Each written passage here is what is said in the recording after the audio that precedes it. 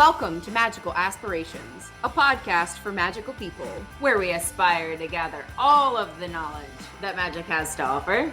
A place to illuminate and demystify all things magical. We are your magical co-hosts. I am Annalisa. Reverend Raven here.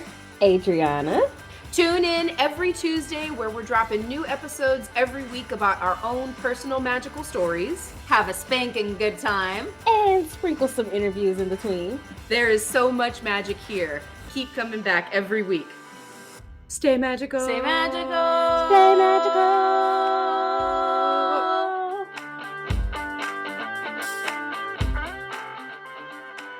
Well, hello, magical people. We are here and ready for spring. Spring has sprung depending on where you are at. There are signs of life everywhere, even though it might be a little chilly here this morning where we're recording. There is fresh plants. The birds are out. Everyone's chirping. And we are all, figuratively and metaphorically and actually just ready to go here. And so we are really excited for our first astrology guest of season 3. I cannot believe that we are already here at season 3. This has been such an amazing journey, and we are ready to bring you guys so much more magic. I am joined here first off by my lovely co-hosts, Annalisa and Adriana. Hello. Hola. And our very special guest, Denise of Astrology with Denise. Hello, Denise. Welcome. Hello. Thank you so much for having me here today. I have been following your podcast off and on since you launched, and it's been such fun to watch it grow and all the topics you've covered. Oh, well, thank you. You're welcome. Well, we're really excited to have you here today and just give us some knowledge about what's coming up in astrology. But first off, I would like to ask you a little bit about yourself and your magical journey. Tell us how you got to be Denise the astrologer. Like so many people have said before who've had a similar question to this about their astrology journey, I was always interested. I can remember as a probably middle school and high school age person, always flipping to the magazine section or the weekly newspaper section where the horoscopes were and getting those little rolls in the grocery store.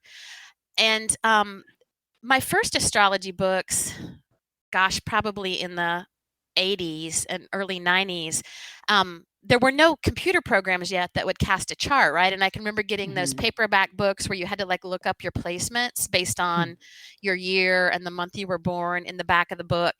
And then about 2001, I was living in the French Quarter in New Orleans, and my next door neighbor was an astrologer who had published several books. And so she's the first person who ever did my full chart for me and explained it in ways that I really understood a little bit beyond just, reading the cookbook delineations.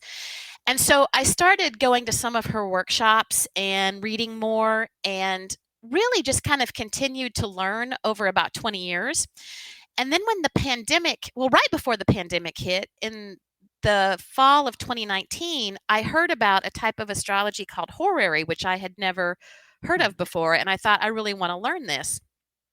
So I asked around and got recommendations for a teacher, and it just so happened that my first class with Sam Reynolds was February of 2020, so right before COVID shut things down.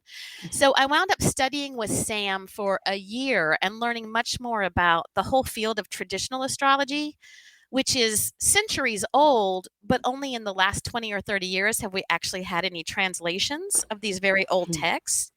And so that really opened my eyes to all sorts of possibilities for how to use astrology beyond what we would call modern psychological astrology. And so it's been a 20 plus year journey, but really the last 3 years have been a deep dive for me into this field of traditional astrology, which is a little bit more precise in terms of forecasting methods and how to answer questions and use it as divination.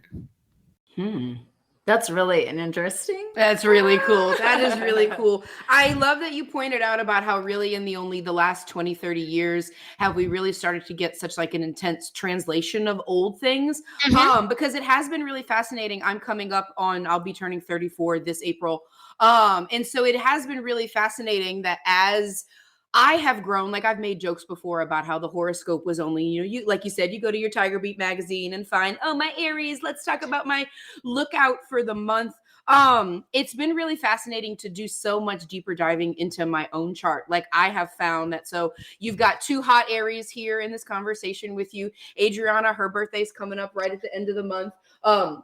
On the 31st. So she's kind of right at the beginning of Aries, and I'm April 19th. So I'm really right at the end. So that has been such a the thing people always say about astrology when you talk about signs is they're like, oh my God, how can a whole group of people, just be an Aries? But it's so much deeper than that, because Adriana and I, if you looked at us only from the aspects of that we're both Aries, you miss so much of each of our personalities, because we are truly two completely different people. And we have a couple of similar placements and a few. So it's just, I agree with you that it's such a fascinating thing that now we've got this really deep translation of what astrology is actually trying to teach us and communicate with us. Yeah, and I know that's true for other forms of magic as well. That there's just been so much advancement in the translation projects of ancient texts, whether it's grimoires or astrology volumes. Our knowledge, and of course, the availability of it through the internet has just grown by leaps and bounds. Well, this kind of leads me to my next question. And not all people who practice astrology are magical practitioners. So would you mind sharing with us about your spiritual journey and tell us what are your magical aspirations? Sure. I don't actually talk a lot publicly about magically what I do, not because I'm ashamed of it. I just feel like so many people don't understand. And so a lot of times I just don't go there. But I've had magical practices of my own for a very long time, which have really went alongside my astrology, but only in the last 3 years have I integrated the two.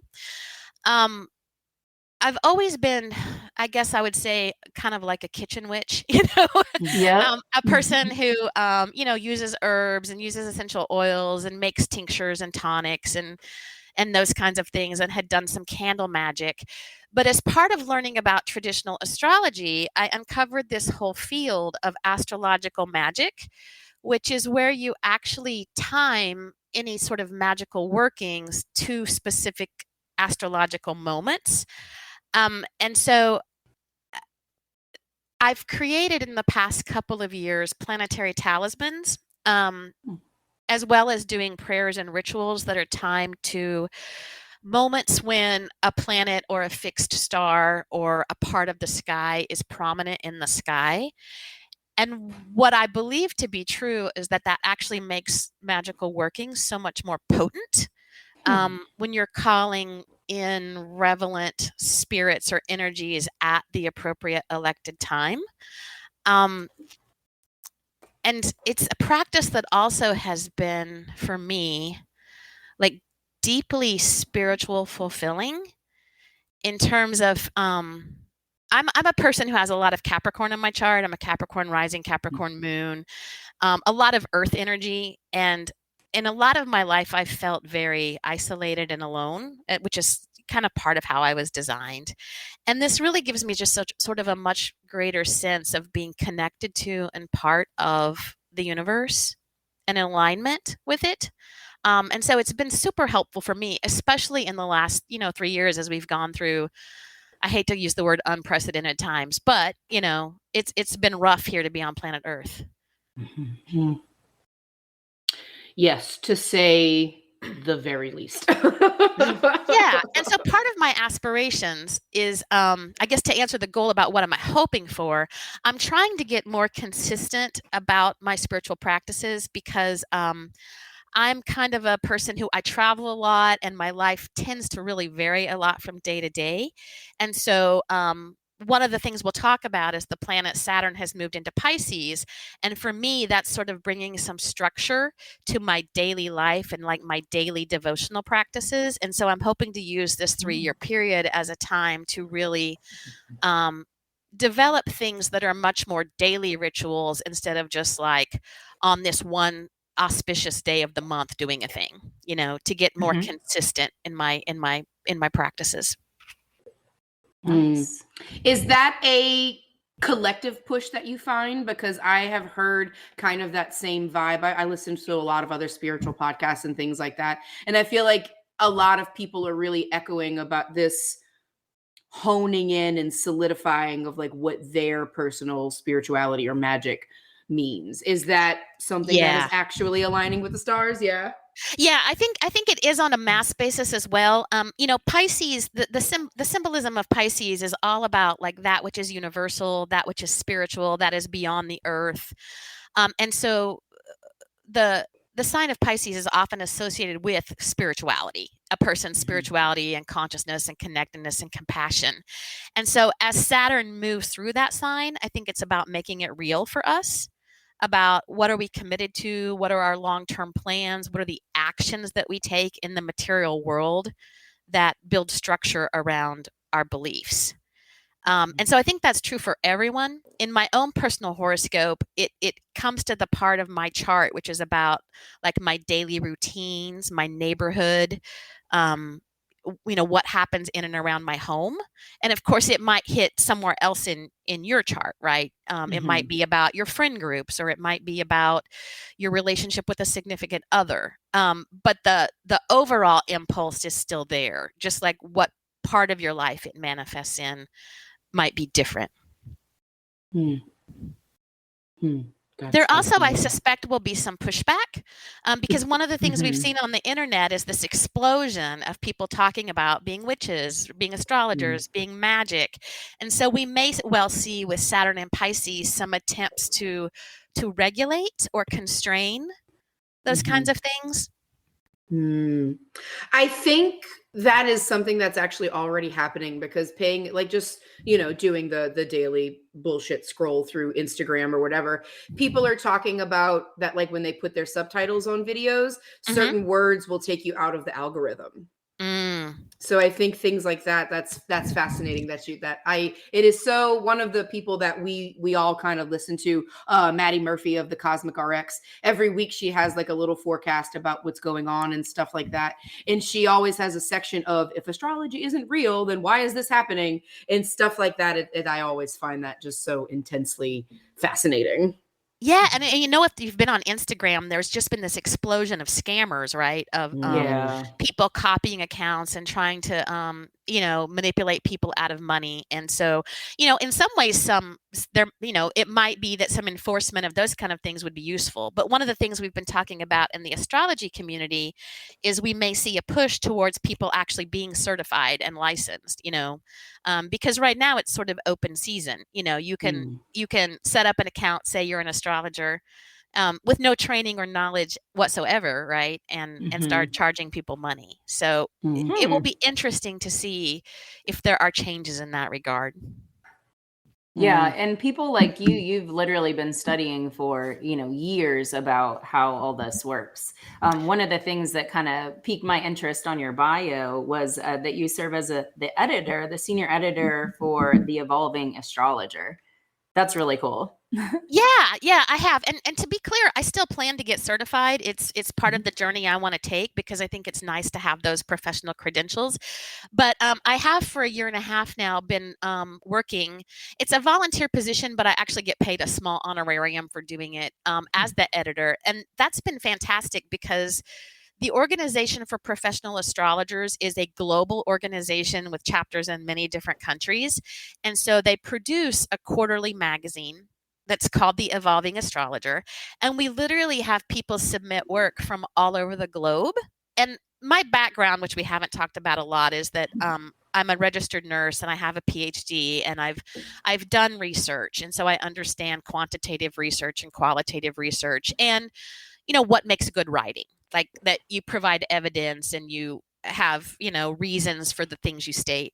And so I've had the chance to work with astrologers like from South America, from Europe, from North America, from Africa, to help them refine and publish their ideas. And so that's been like really another layer of education for me, because many astrologers don't have the same background that I do in traditional astrology. So I work with everybody who's like in evolutionary astrology or counseling or archetypal. And so it's really broadened my knowledge and awareness of all the different like specialty areas of astrology.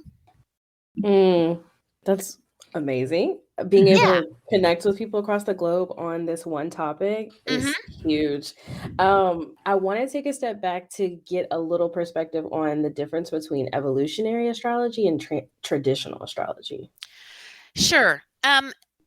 So astrology, just like other fields, kind of usually has like people emerge in the field who have new and different ideas and sort of then develop their own schools of thought. And so the field of evolutionary astrology really kind of emerged out of modern psychological astrology. And it emerged in the last 100 years. And it's the difference you would see as a consumer, as a person who sees an astrologer, is the evolutionary astrologers tend to really focus on the planet Pluto as being a bringer of change and forcing our own individual evolution as well as the evolution of humanity. There tends to be a belief in past lives and reincarnation, and also a big focus on the nodes of the moon, the lunar nodes, as being where your soul has been in previous lives, where you are in this incarnation, and where you are going in the future. I have not studied evolutionary astrology. I tend to be a much more concrete person. I'm much more concerned about what's going to happen next week than where my soul was 3 lifetimes ago. But that's just me, right? Like that's how I am wired.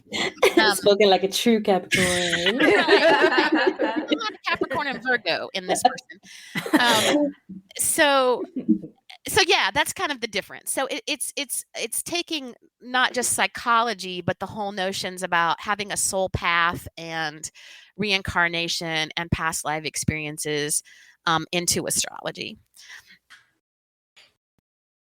That is super helpful to understand.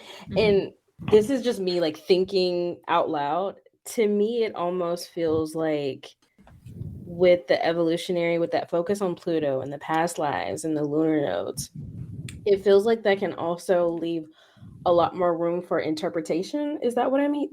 Is that correct? Yes, I would say that that's true. Okay. It's and there's also sort of an underlying belief in evolutionary astrology that it kind of goes along with the idea of the law of abundance, and your particular level of consciousness determines the circumstances that happen to you and how you respond to them. I personally have a little bit of bias against that, which probably comes from my work as a nurse and in social justice. I don't like some of the basic assumptions that sort of seem to me like you get what you deserve in this life, because I don't see that as the reality. And again, I'm speaking as like a Capricorn Virgo. Different people are born with really hard circumstances in life, and I find it hard to believe that that's based on their past lives. I think we have real injustices that evolutionary astrology doesn't have answers for, and in fact, and I'm speaking from my own personal bias, right? I don't want to insult anyone who does evolutionary astrology, because there's certainly wonderful things that you can do with it, but I very much am a realist who's like, hard things happen to people, and I don't believe it's simply based on, your soul's path. I think sometimes there's just crap.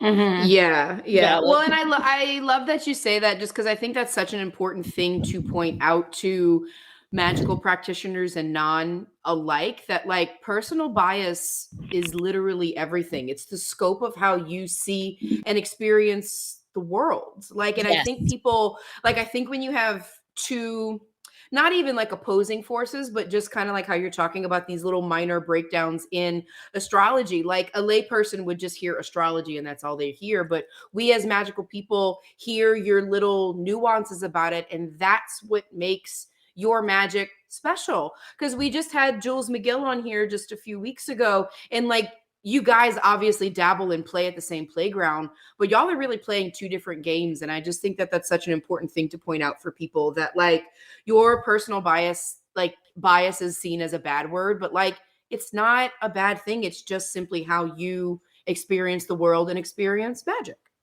Exactly. And, Jules and I are good friends. And Mhm. we do practice, there are some things we absolutely agree on. And then we also have slightly different versions of astrology.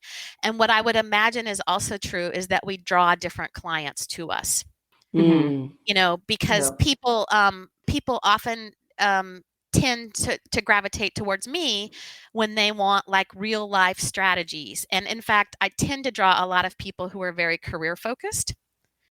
Mhm. Where I think she tends to draw more relationship focused people. Mm. Mm. And obviously there's some mix of both, but that's just kind of like who is more gravitated to us as, their trusted advisor and what they're looking to accomplish. Mhm. Mm. Yeah, I think this is a great place to go ahead and talk about what's coming up here in the future, because when we interviewed Jules, she gave us the forecast for like that month. And Mhm. so that's why we wanted to have you on as like a different opinion, a different way of looking at things and what's coming up here for our future.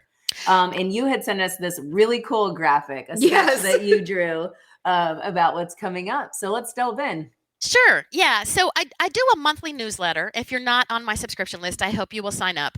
But every month, as I think about the month ahead, I try to like sort of sketch out for myself what the story is for the month, because that helps me sort of make it real, to see how the planets are interacting with each other and what story does that tell in the big picture.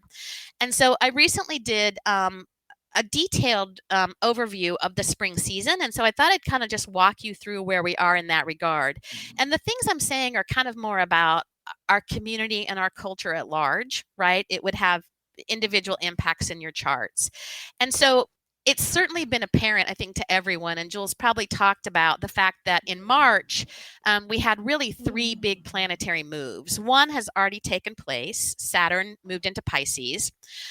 Saturn has been in his own home signs, Capricorn and Aquarius, for the past like 5.5 years, where Saturn is very strong. And in our lives, we've had lots of restrictions, lots of almost like negative news. It feels like authority has been failing us, but yet there's been strict restrictions. We haven't felt like we've been able to move freely. Saturn has now moved into Pisces, which is a completely different feel, where frankly, Saturn is much weaker. And so there's a lot of societal implications about that. We talked about the religious and spiritual ones. I think we're also going to see some big changes like in the world of music and fashion and art. That'll be much more creative and flowing. A lot of times new art forms emerge when Saturn is in Pisces. So that's an exciting one that's gonna we'll see transpire over the next 3 years. It just started and will be in place till 2026. Then next week, super exciting, Mars is finally leaving Gemini. Mars has been in Gemini since August. And I don't know about you guys, but in my clients' charts, I've seen Mars just kicking up all kinds of nonsense in whatever area of the chart it's been. Most of the time, Mars is only in a sign for about 6 weeks. So the fact that Mars has been in Gemini since August is like a really big deal. And this won't happen again for like another decade where Mars is in the same sign for that long of a period. So Mars will be moving on. Good news. We're also going to see Pluto move into Aquarius. And Pluto is going to go back and forth between Aquarius and Capricorn for a couple of years. But Pluto in Aquarius usually means big, like evolutionary, powerful changes in like technology for humans. If you go back and look at centuries of Pluto's movements, there's probably new forms of technology and the way we use technology that's going to jump, that a lot of people talk about it related to AI, but I actually think it's probably something else we don't even know about yet.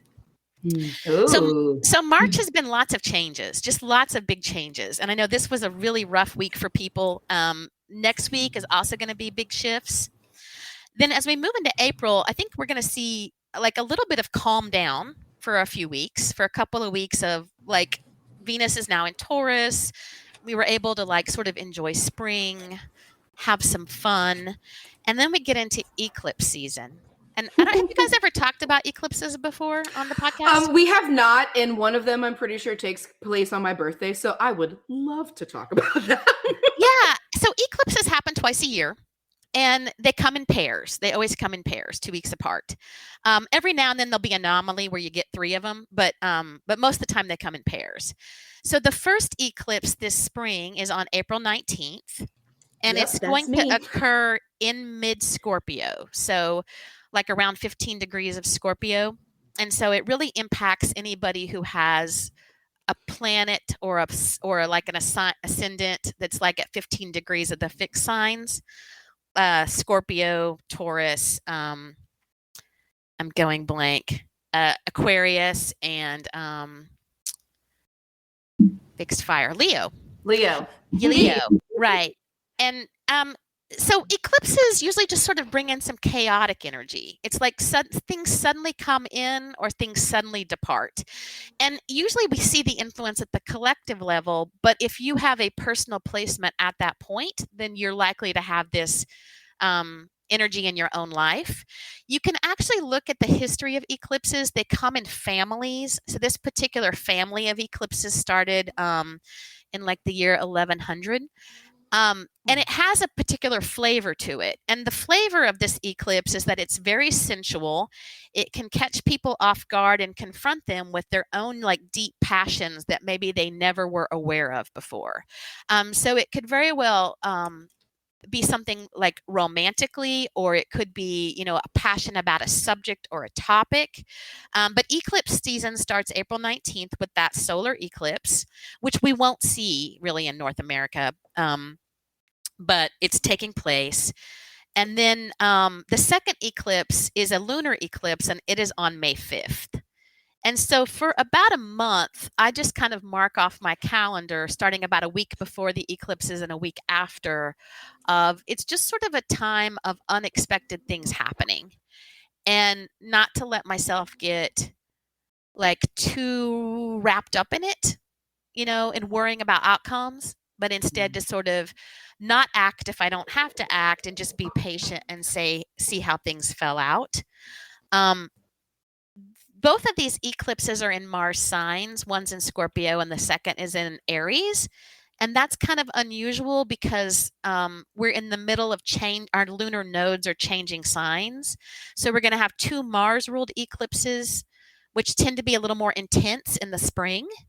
And then in the fall, in October, we'll have 2 eclipses that are ruled by Venus. And those tend to be like a little calmer and easier and like more pleasant to deal with. I feel like I threw Excellent. a ton of information at you. Awesome. I think we kept up pretty well. I would there, say yeah? so too. Yeah. And then really, after eclipse season, it's interesting. I would say the biggest astrological transit of the year takes place in May, because as we come out of eclipse season, the things we say are important, like world-changing transits, are when the outer planets, Jupiter, Saturn, Uranus, Neptune, Pluto, when those planets come into some aspect or alignment with each other. And we only have that happen twice this year, and it's in May and June. So in May, as we start coming out of eclipse season, the planet Jupiter is going to be in a 90-degree angle to the planet Pluto. It's kind of like, if you think about the solstices and the equinoxes being the turning points of a year, Jupiter and Pluto have a long cycle together. They came together in December 2020, and this is their first turning point, their first quarter. And so we may be revisiting some of the themes of 2020. It is a point of conflict, a point of tension, and Mars is also involved in it. So I wouldn't be surprised to hear things that are not necessarily happy news. Now, it can be very empowering. We can be ready to take some actions that we hadn't been ready to take now, but there also could be like power-seeking behaviors, aggressive tactics, news of violence, but it also could be breakthroughs at the collective level, right? So that's a big news worldwide transit in May. And then in June, there's another one that's a little bit gentler. when Jupiter and Saturn form a cooperative exchange with each other. And that to me looks like we're finally ready to like make our ideals real, put dreams into action, like take things in a more productive. So I feel like the weekend of Memorial Day, if you haven't made any plans, that's probably a time when you like want to lay low and rest. And then as you move into June, like things are going to feel more positive. Like you can finally make progress on any tensions that you had like during eclipse season and during this Jupiter-Pluto standoff in May. So I kind of expect the whole spring to be a really busy time, like lots of changing situations, people leaving, whether that be deaths, divorces, leaving jobs, you know, and just going off and starting new things, lots of starting new things energy, but you may not see much progress on them until we get into the summer. That's a lot. No wonder Jules told us to take a chill pill for now because there's so much coming up in the future. When I saw your drawing and I saw the middle picture around May, I was like, that's the Tower card. Like, nobody else can tell me anything. That is the Tower card. No, I think it is. I think that's exactly right. I do tarot also, and I would definitely correlate with the Tower card. And possibly Judgment as well. That checks out. Yeah. Yeah. You know, hearing the call, seeing, you know, taking a leap forward into the future without exactly knowing what that means. But then when we get into, you know, the Jupiter Saturn period, to me, that's much more about, I would say, you know, some wands and some pentacles, right? Like having some, you know, having some passion that you're able to marry with work. How fascinating to think about this and just like reflect on, you mentioned like big tech changes happening with this Pluto and Aquarius transit, and tech has had a shitstorm of shit happening for the past like year with all of these layoffs. They just had this bank failure, and there's a myriad of other things. Some security breaches have been coming up, and now we're going into this new, like, currency has been coming up a lot for people, and also just like the way we interact with technology too. So I am thrilled to see where that goes. Also a little just like, what is this gonna do? But then also thinking about like career wise, so many people like spent all of quarantine realigning, like, what the fuck do I want to do? Do I want to work more, get paid more, or work less, get paid more? I'm not even satisfied in my career. Teachers in the hospital industry and the education industry saw the biggest changes. And now we have this whole new reawakening for people coming up. Oh my God. Yeah, and from the longer term vision, by the years 2025 and 26, the other outer planets are going to have switched signs too. Uranus and Neptune will all be switching signs by then. And so in some ways, I feel like what we're in now is a preview. And by 2026, we're going to be in a completely different world. Wow. That's both, but it's up to us to help shape that world, right? You know, very much so. These archetypal energies can express themselves in many, many ways, you know, but we're the ones who have to make the decisions about what we want and what we're going to invest in and where we're going to put our energy. I'm hoping for teleportation. Like, that's my Pluto and Aquarius. I second that motion. I second that motion. Yes. Absolutely. Please and thank you. Please, teleportation is where I want it to go. That's so funny that you said that, because I was going to jump back to during these eclipses. We both have major travel plans, Annalisa and myself, and I'm kind of interested to see where our travel will end up during those eclipses. Yes. I'm traveling the week before. I have traveled the last 3 eclipses. I have traveled. Okay. And now, I teased you guys a little bit before the podcast about, did you elect this time? Because you had a time when Venus was in a really strong place and influencing this whole podcast recording. So when I travel, I elect the times that I travel as much as possible. I try to choose a time when there's a positive influence, even in other stormy astrological weather. And most of the time it really works well. But I will say that the 2 spring eclipses, both of them, I came home sick from my travels. Like the travels went fine, but the first one, I guess it was 2021, I came home and had COVID. And then the second one was just like, I don't know, a cold or something. But the travel itself was lovely. And, but I did kind of manipulate it a little bit by choosing my departure times to be a time when I wanted there to be a good story. Okay.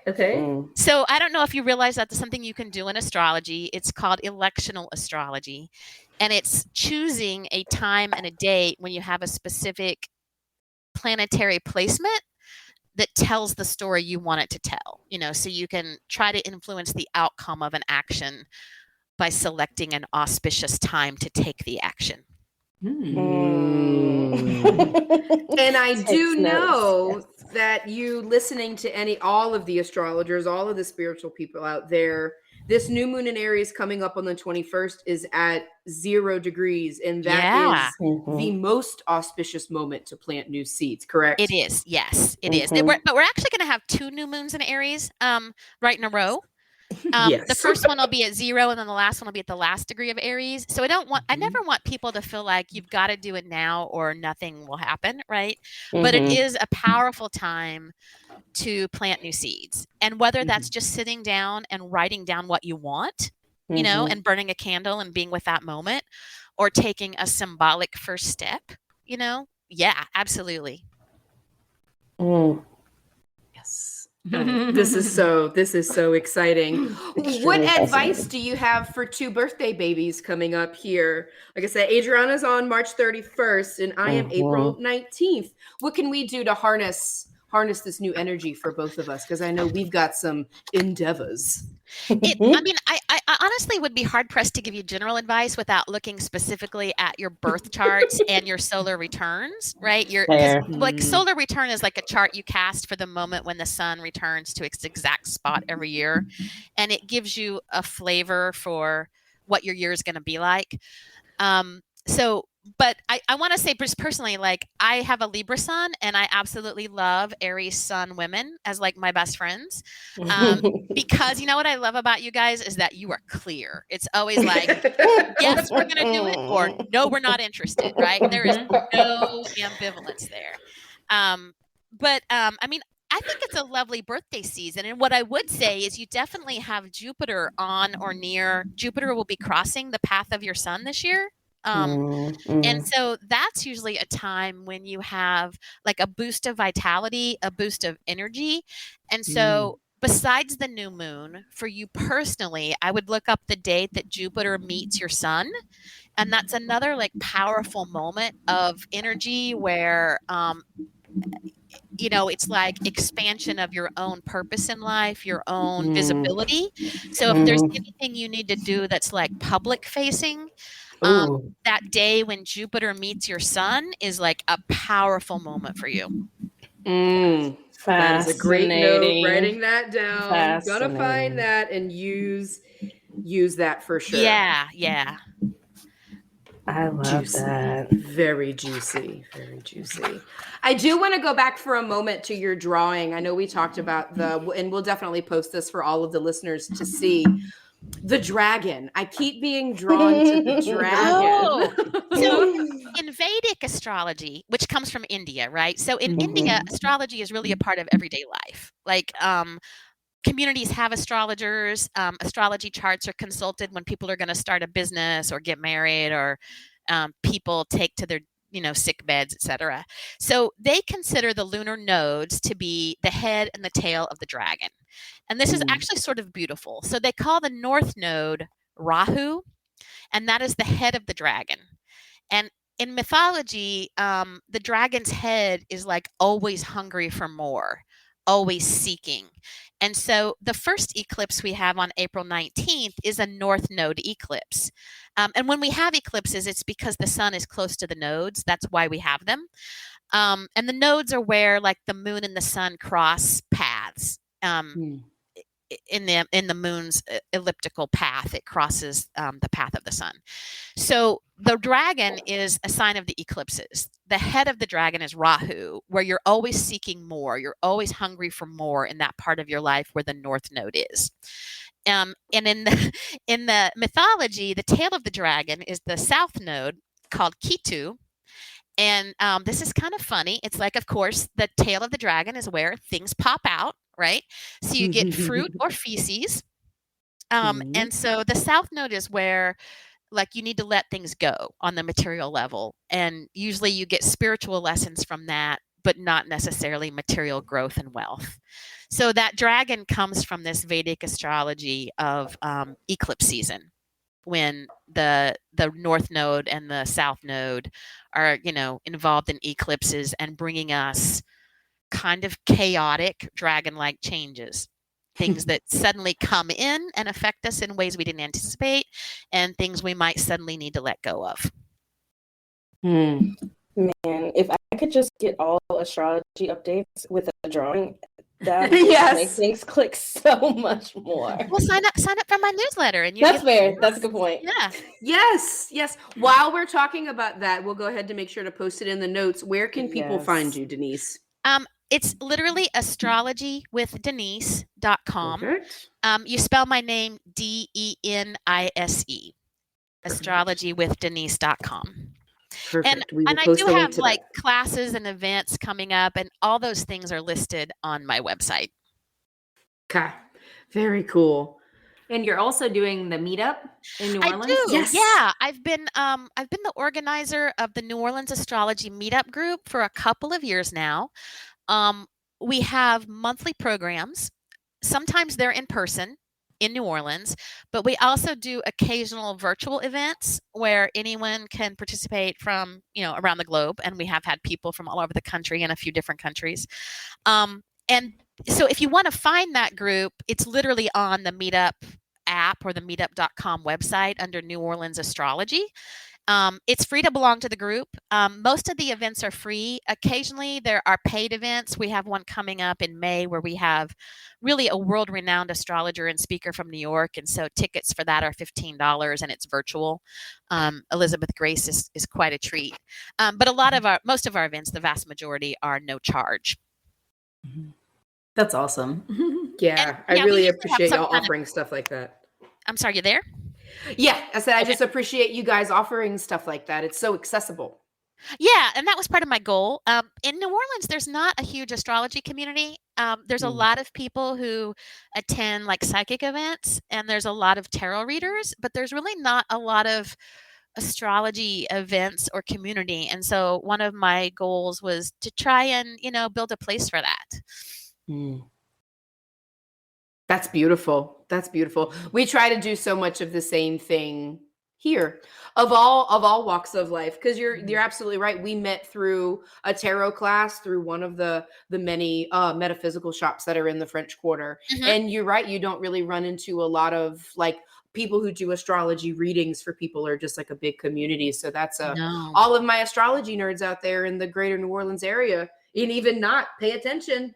This is juicy stuff here. Yeah, and we try to have, most of our programs tend to be beginner level. Every now and then we'll have one that is more intermediate, but the vast majority of the events we have are focused on very, you don't have to know anything to come and learn a little bit. I do some of the programs myself, but I also really try to engage other people. So also, if you have any listeners who do know some astrology and they are interested in, doing a program or a presentation or some sort of activity, I want to include anyone who'd like to do that sort of thing. So I'd love to hear from them.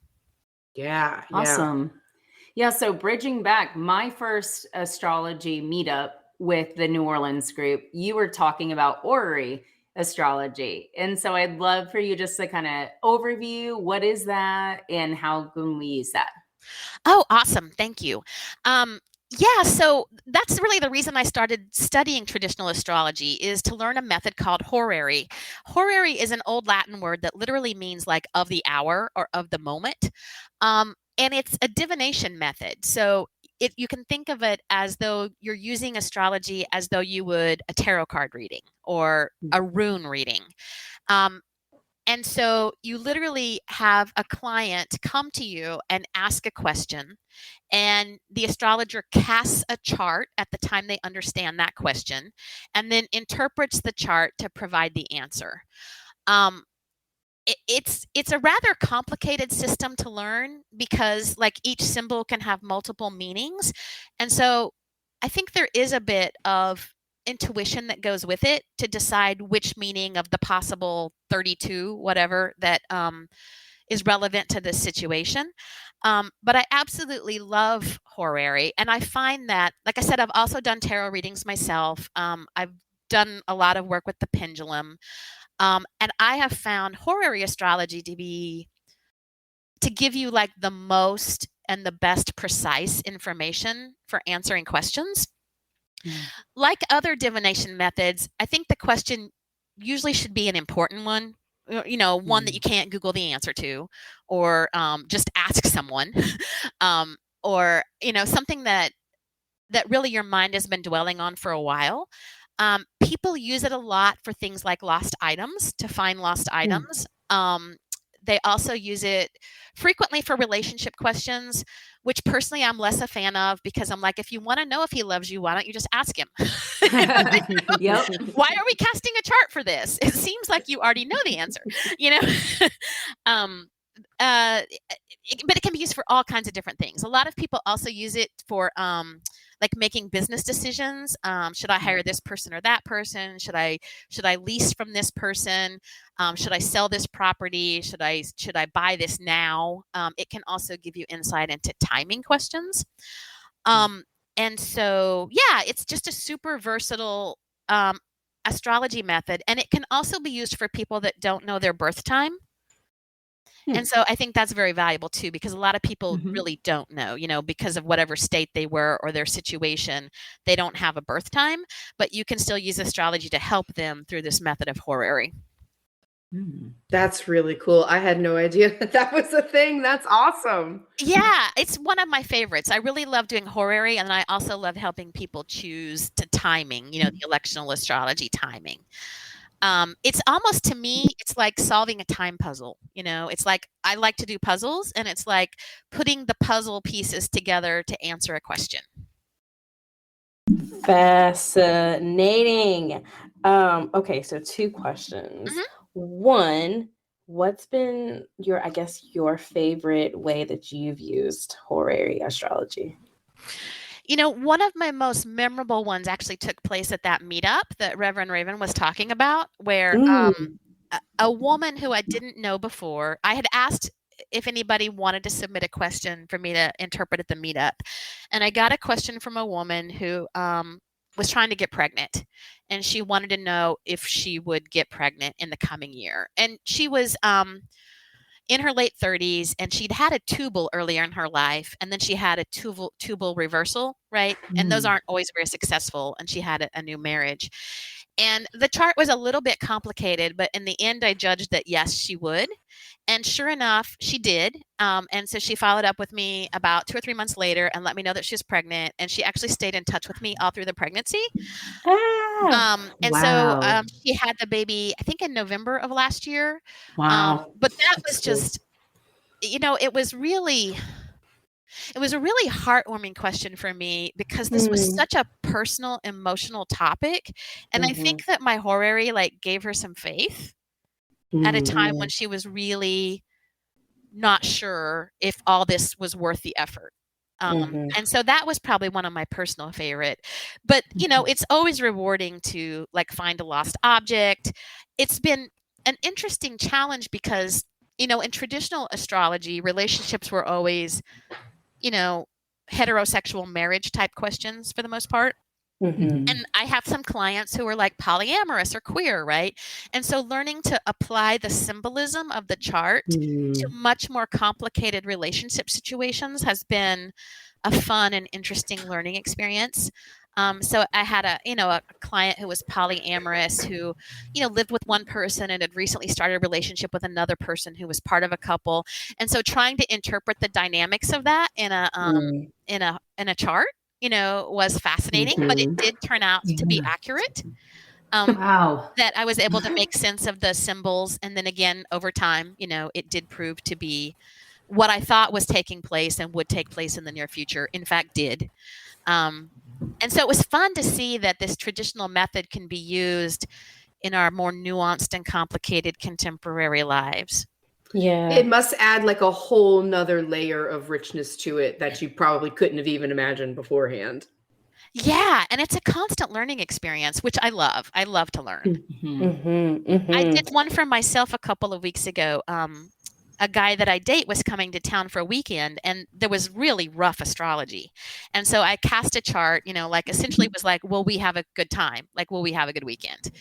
And the moon was 4 degrees away from Saturn, from applying to Saturn by opposition. And so initially I thought, oh, well, crap, this is not a good sign. But what it actually turned out meaning was literally a timing, and that we had 4 days of fun and then we separated, right? Because he went home. Oh, right. Wow. So it was amazing because sometimes it's hard to do them for yourself because you put your own fears and biases into it. It's actually, I'm much more accurate with other people's questions than my own. That's fair. Yep. I ignored like the 5 good things and I focused on Right. oh crap, we're gonna have a fight. No, we didn't have a fight. It was fantastic. It just only lasted for 4 days, right? Right. Wow. That is so amazing. And it just, I love the piece that you were talking about, how this helps to really dive into like the modern nuances of our everyday lives these days, because I find a lot of astrologers, spiritualists, tarot, all the other people sometimes get stuck in those like only masculine and feminine, and they don't really speak to the full experience of the human. And I just appreciate people who are trying, even though they're learning, to make sure that their approach is as modern and as approachable as it can be for the different types of people we have on this earth. Well, and I will tell you, there is a very large contingent of queer astrologers. There's actually a conference that takes place. I think it's online only now, although it was in person in New Orleans a few years ago, called the Queer Astrology Conference. Nice. And so there's a really powerful and smart young contingent of queer astrologers who are, making big waves in the business and bringing their voices to the traditional publications and to podcasts and to, I don't know if you guys have heard of the Channy app, but Channy Nicholas has certainly been a part of that wave of kind of queering astrology and making it more contemporary. And I feel like that's really important, honoring our diversity in our own sets of circumstances, and how can we still use astrology in our lives and take this, the symbolism and apply it. Absolutely. Absolutely. So outside of people being able to come to you and get this chart done, how do you look up your horary astro chart? Like, what does that even mean? So I would say first that doing horary for yourself is really hard. And you definitely need some training. It's not something you can easily just jump into. You have to understand a whole lot of rules and principles and theory to know how it works at all. Now, that said, there is a Facebook group that is open to the public, where you can ask a question and people will chime in. I'm not particularly a fan of that, just because you're going to get a lot of people who may not know anything either. And so I don't know that it's really a rich source of information. But if you just want people's opinions, there is a Facebook group, and I don't recall the name of it off the top of my head. I feel like the better thing to do is to find an astrologer that you know. And if you want to study it yourself, you certainly can. But it's going to be, I would say you probably need to invest at least 6 months to a year and find somebody who's an excellent teacher. I took a 6-month class it's called the School for Traditional Astrology in the UK, run by a woman named Deborah Holding. And I am a university professor, and this was a university level course. Like, gotcha. I had homework every week. I have a big textbook. There were 3-hour video lectures every week. But it's probably the best in its class as a way to learn horary. And then I also just got an overview of it in a year-long worth of courses that I took with a guy named Sam Reynolds. But it's not that simple unless you really understand traditional astrology. Because it involves, like, you cast the chart and then you have to pick out what things in the chart represent you, what represent any other people, if it's a lost item, where, what represents the lost item. And then based on, like, let's say, for example, you lost your passport. I would normally signify that by the planet Mercury, but it might also be whatever planet rules your second house. So then you have to look at a certain part of the chart and Mercury to sort of understand how it was lost and where it could be, which means, like, knowing, which planets represent what directions and which zodiacal signs represent directions. And like, for example, I lost a blanket. And so some of the things that were about finding it told me that it was in some place dark and damp, right? But that's the kind of thing that if you don't understand the symbolism pretty deeply, you'd never know that. I can appreciate an art form, a school of thought that you need to just go to the experts for. I feel like I know you all do different methods of divination, and I listened to I think the conversation where Reverend Raven was talking about learning the runes, and I would say that's a lot like the process of horary, right, or the tarot. Like, it takes you a while to really, like, you can read a book and see X equals Y, but the truth is X could equal 32 different things, right? Or more, depending on the situation. And that's how horary is too, right? So it takes a lot of practice and refinement. Not mad at it. So that is immensely fascinating. Yeah. Go to your, but I also think that that's a whole vibe about, we kind of touched on it earlier about the ease of being able to claim oneself as astrologer or any of these things. I think it's really something to be said about someone who takes such care to how they learn it. Like, they're not just Googling something and, like, making a word salad over, respouting out information that they saw on a meme, right? Like, you clearly have done your research, you've done your learning, you've done your vetting. And so, like, that gives me faith to be able to recommend you to all of the people who listen to us, like, that we're not guiding someone down a possibly treacherous path. Like, you can clearly find good faith in Denise and people like her that she recommends because she's done the work. Yeah, and I've had excellent teachers who've literally given you feedback, right? Because when you do it in isolation, a lot of times you never know. You're doing it in a vacuum, yeah. Right. You never know the outcomes. And so being able to track your outcomes and see what you get wrong over time and what you get right and what you're really good at and what you're not, takes some learning. Yeah. And so that leads me to my last question, because we are running out of time, unfortunately. Denise, you're very studious. And so I want to know, what are you studying right now? I have really been, for the last year, studying, like, more focusing on the practice itself, like really engaging with people and trying to get real-time feedback. But my next personal goal is certification. And so there's two things I need to do for that. And one of them just isn't available right now. I need to do an in-person consulting training with one of the two astrology organizations that I belong to. And it's where you actually have a peer review process, so that you do consultations with a peer and you get live peer feedback. And then the third part is, this will sound funny, but learning to cast charts by hand. I use computer programs, right? But learning, obviously in 500 AD, they didn't have that available, right?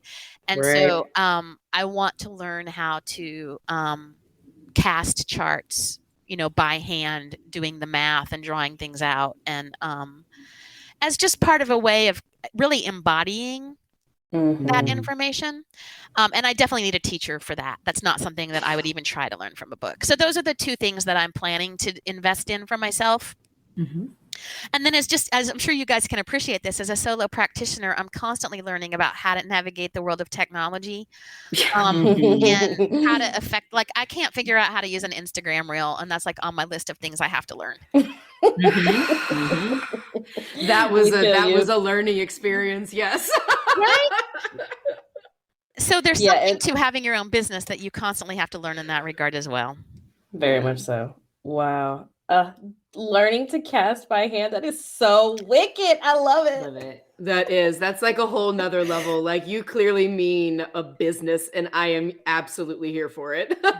All the way. Thank you. Well, I think it'll be fun to learn, but I know it'll be some numbers and some doing. Yeah. Well, I know I speak for, I'm sure, the other ladies as well, that I could probably go on for another many, many other hours. We will definitely be having you back on here for sure. Thank you. For sure. Yeah. Thank you so much. And I hope you guys have a wonderful new moon and happy Aries birthdays. Yes. And I look forward to seeing you again in our mutual circles. So come to the meetup anytime. Yeah. Definitely. Maybe we'll meet up at the next eclipse season. Yeah, I'd love that. I'd love that. Yeah, and so everyone check out astrologywithdenise.com so you can check in and sign up for the newsletter where you get these forecasts monthly and these amazing sketches as well. And again, we just want to thank Denise for taking her time to talk with us and explain all of these different things going on and give us a little hope for the future. Yeah. And on that note, stay magical, people. Stay magical.